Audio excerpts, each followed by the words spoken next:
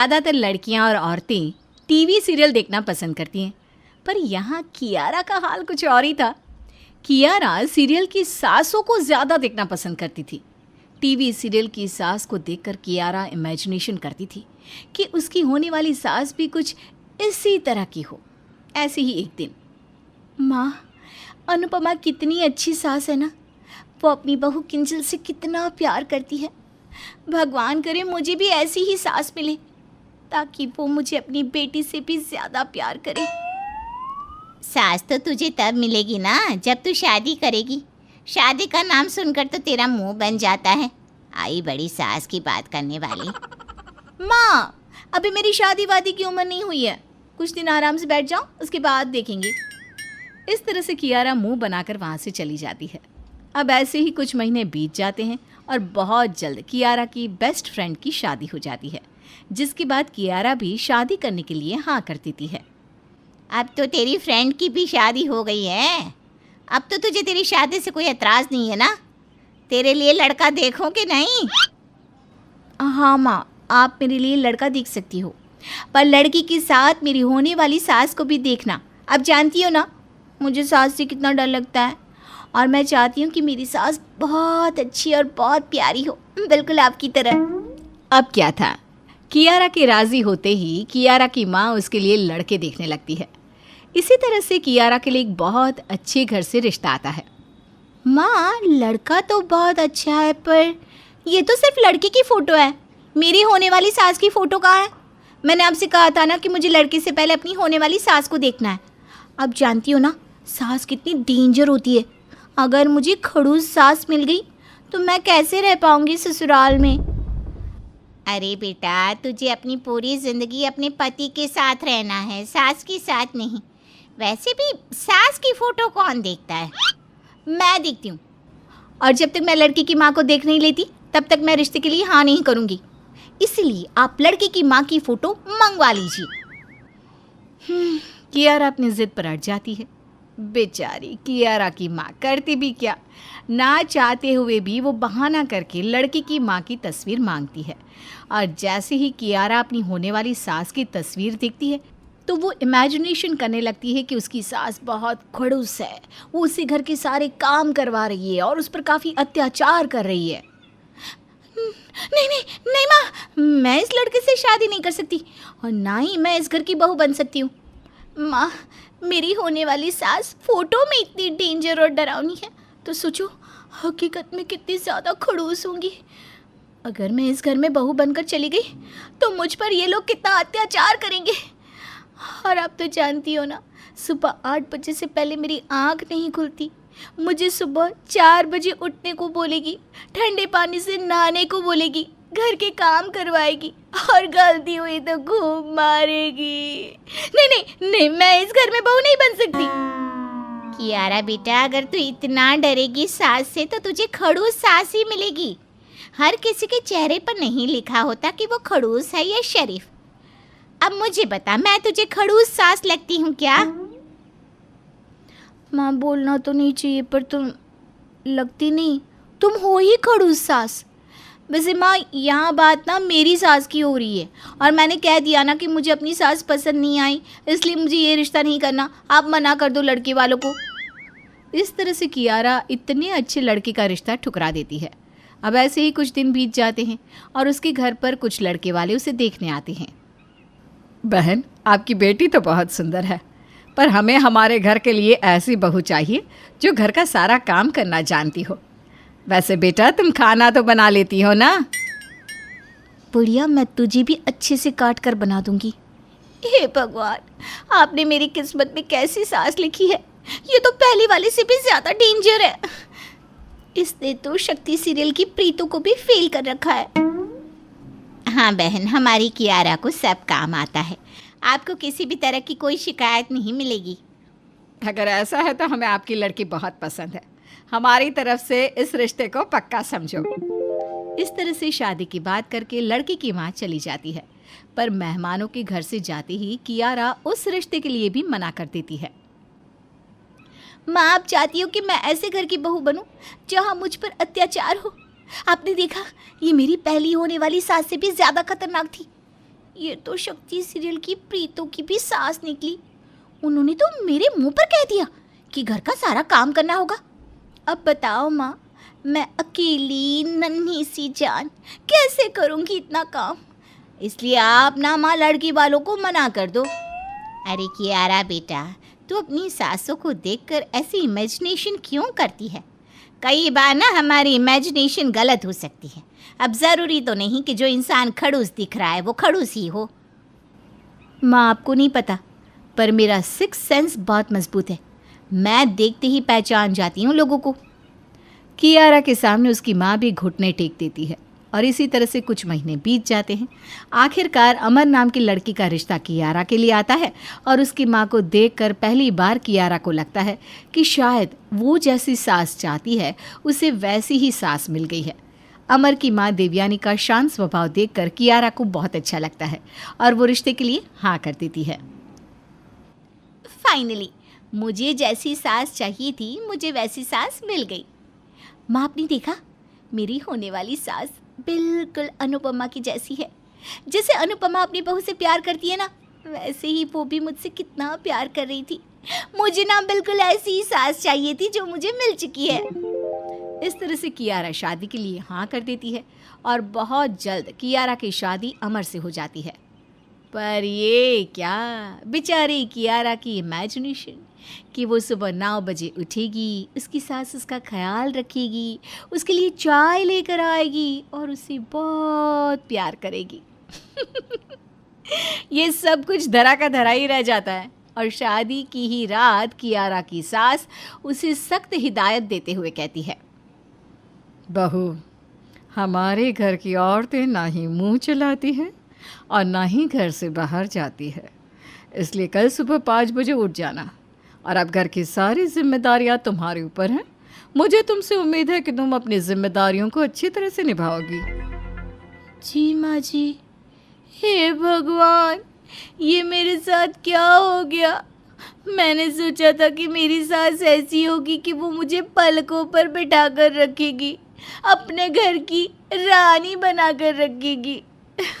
पर मेरी सास ने तो आते ही मुझे घर की नौकरानी बना डाला। इस तरह से बेचारे कियारा के सारे सपने टूट जाते हैं और उसे अनुपमा जैसी सीधी सास ना मिल जाती है गुम है किसी के प्यार की खड़ूस सास। अब क्या था, अब जो होना था सो हो गया। अब बेचारी कियारा एक संस्कारी बहू बनकर वही काम करती जो उसकी सास उसे कहती। रामगढ़ नाम के गांव में एक छोटा सा परिवार रहता था जिसमें सोनिया अपनी सास सुमति पति रजत के साथ रहती थी। उसके ससुर का देहांत हो गया था। कहने को वो बहुत ही खुशहाल परिवार था, लेकिन कौन जानता था कि उनके परिवार की खुशियों को बहुत जल्द किसी की नजर लगने वाली है। और अब ऐसे ही कुछ हफ्ते गुजर जाते हैं। एक दिन सोनिया का पति अपनी बीवी और अपनी माँ सुमति को छोड़कर चला जाता है। अब उनकी हालत बद से बदतर होती जा रही थी। वहीं सोनिया बीमार रहने लग जाती है और एक दिन सोनिया अपनी सास से कहती है, माँ, अब हमारा क्या होगा? अब तो रजत भी हम लोगों को छोड़कर न जाने कहाँ चले गए हैं।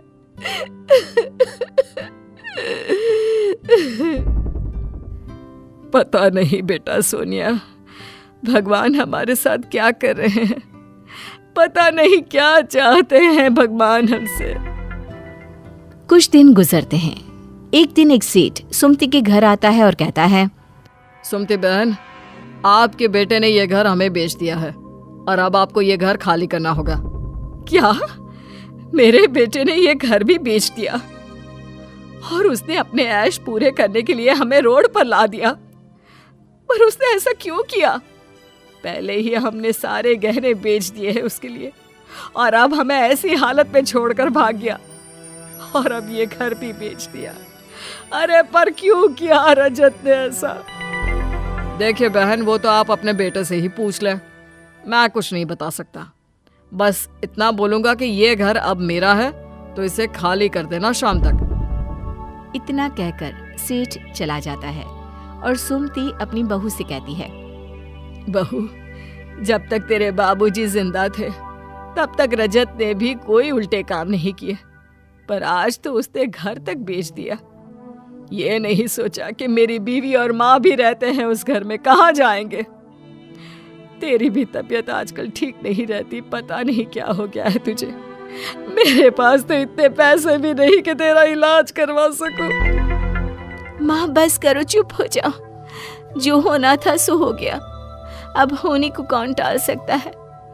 आप मेरी चिंता ना करें, मैं ठीक हो जाऊंगी, बस थोड़ी सी कमजोरी है। सास बहू दोनों शाम तक घर खाली कर देते हैं। सावन का महीना चल रहा था और बारिश भी काफ़ी तेज़ थी। उनको अपना सिर छुपाने के लिए बस एक छत की ज़रूरत थी, लेकिन उनको कोई भी रहने के लिए जगह नहीं मिल रही थी। और इसी तरह दोनों सास बहू दर दर की ठोकरें खाते हुए गांव के बाहर पहुंच जाती हैं, जहां उन्हें पास में एक छोटी सी झोपड़ी मिलती है, जो कि बहुत छोटी होती है। उसमें काफ़ी गंदगी भी होती है।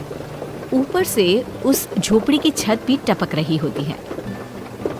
उस झोपड़ी को देखकर सोनिया के अंदर एक आस जग जाती है और वो अपनी सास से कहती है, माँ वो देखो छोटी सी झोपड़ी, इस झोपड़ी में हम दोनों सास बहू अपना सर छुपा सकते हैं। ये बोलकर सोनिया अपनी सास के साथ उस झोपड़ी के अंदर जाती है। उसके अंदर गंदगी, मिट्टी और घास के सिवाय कुछ नहीं होता।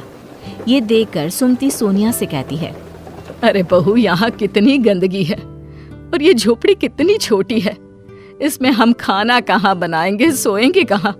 ऊपर से तेरी तबीयत भी इतनी ज्यादा खराब। अरे इसमें हम दोनों का गुजारा कैसे होगा बेटा। कोई बात नहीं माँ, जब तक हमें कोई दूसरा रहने का ठिकाना नहीं मिल जाता तब तक हम यहीं अपना गुजारा कर लेते हैं। सही कह रही है बहू, बारिश में बाहर भटकने से तो अच्छा यहीं रह लेते हैं।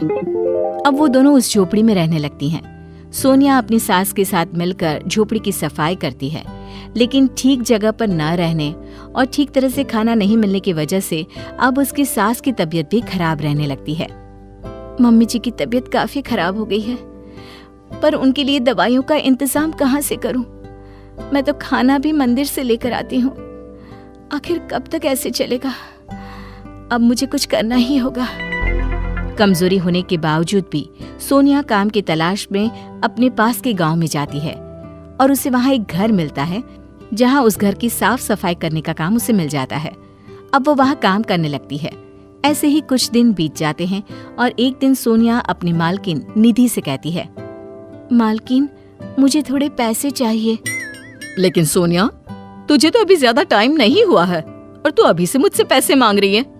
ऐसे भी क्या जरूरत पड़ गई कि महीना पूरा होने से पहले ही पैसे मांग रही है। मालकिन, मेरी सास बहुत ही ज्यादा बीमार है और उनकी दवाई काफी महंगी है। मेरे पास इतने पैसे नहीं है कि मैं उनका इलाज करवा सकूं, इसलिए मुझे पैसे चाहिए ताकि मैं उन पैसों से अपनी सास के लिए दवाई ला सकूं। अच्छा, तुम रहती कहाँ हो? गांव के बाहर एक टूटी हुई छोटी झोपड़ी है, वहीं पर हम अपना गुजारा कर लेते हैं। क्या? टूटी हुई छोटी सी झोपड़ी? अब सोनिया निधि को सारी बात बताती है। उसकी बात सुनकर निधि की आंखों में आंसू आ जाते हैं और वो सोनिया से कहती है, सोनिया, क्या तुम पढ़ना जानती हो? जी मालकिन, थोड़ा बहुत आता है। क्या तुम मेरे साथ काम करोगी? पर मैंने आज तक कभी ऐसे काम नहीं किए। मुझे रजत ने कभी भी कोई काम नहीं करने दिया। तभी तुम्हारी ये हालत है। खुद इंडिपेंडेंट बनो सोनिया। देखो तो खुद को, कितनी कमजोर हो। तुम्हें देखकर ही पता चलता है कि तुम्हारे अंदर खून की कमी है। ऊपर से गंदगी में एक टूटी फूटी झोपड़ी में रह रही हो। क्या तुम अपनी सास के साथ अपनी पूरी जिंदगी उस छोटी सी झोपड़ी में ही रहना चाहती हो?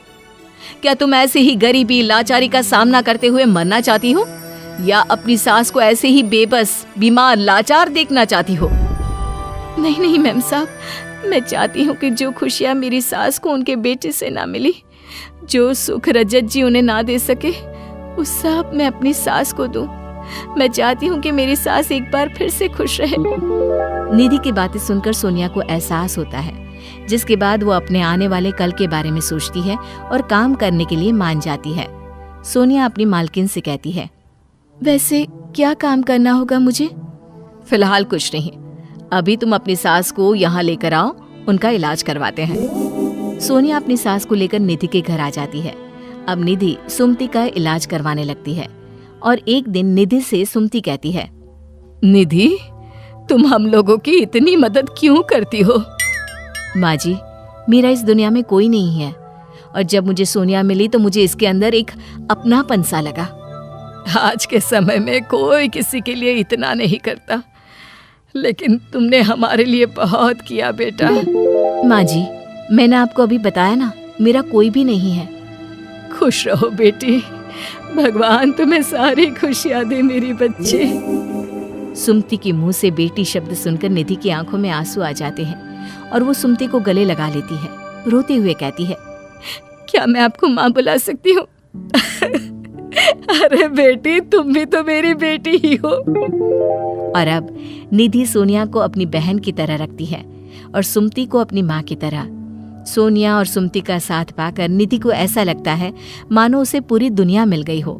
अब निधि सोनिया को अपने साथ अपने काम पर लगवा लेती है, जिसके बाद तीनों एक साथ एक घर में एक छोटी सी फैमिली की तरह हंसी खुशी रहने लगते हैं।